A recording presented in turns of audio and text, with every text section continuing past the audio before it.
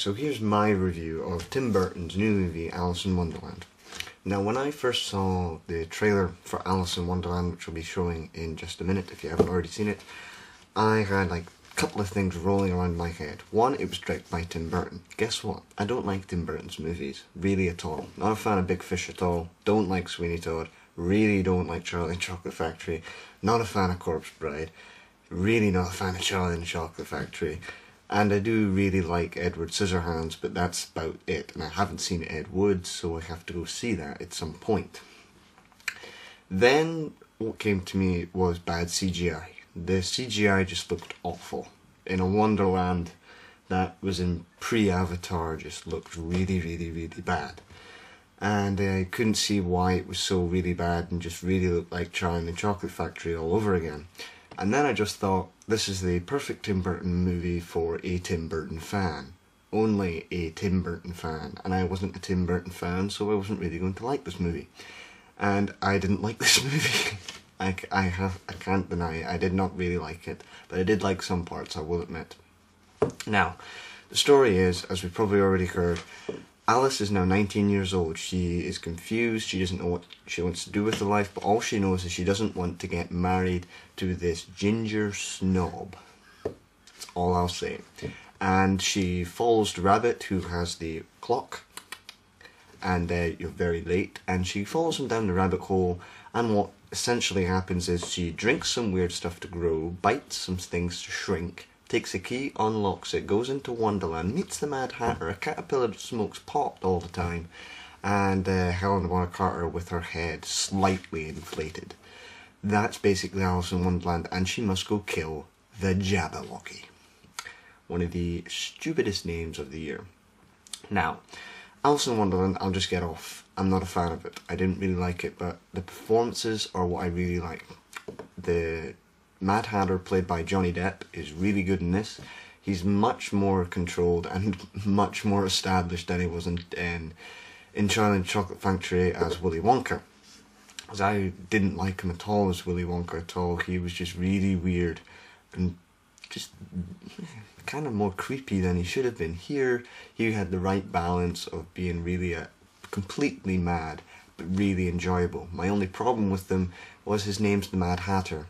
He could have come from any other film, and you would never have noticed that this guy's called the Mad Hatter. He's not mad enough, he's not this, he's missing something from me. I also really like Tweedledee and Tweedledum, played by Matt Lucas, who's in Little Britain, which is a show I really don't like a lot.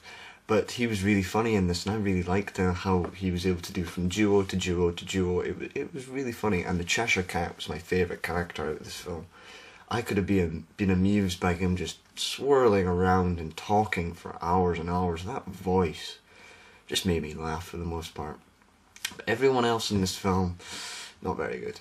I did like Anne Hathaway, but she wasn't the best one, and she was just severely underused. I really didn't like Crispin Glover in this. I did not like the Red Queen, Helena Bonham Carter. She annoyed the hell out of me for the most part. And, of course, I hated Mia Wasikowska, or Wasikowska, or whatever you want to call her. She was awful in this. She looks the part, but she is so bland and boring in this film. So boring. I could not believe that you had a lead who couldn't really act that well, but for the most part made her lead and her character so boring to follow, which is really bizarre. Also, Tim Burton, there wasn't much here that he hasn't done before. It's really weird that this Wonderland can't, as everyone kept on doing, comparing it to Pandora and Avatar, where Avatar was such a luscious land and the 3D really helped. Now, I didn't see this in 3D because I saw no point. It didn't look like that good of 3D, didn't seem what Avatar was going to have. But it seems like everything's just been copy and pasted from Tim Burton's other movies. I wish what could have happened if he used CGI and like the sets from Edward Scissorhands, where he created a world which was just really like a proper Toyland. It was really weird how he used no CGI, and it was just all this luscious land that was really weird. But I wish he had done that with this, and he didn't. It was all really horrible CGI for the most part, with some good parts.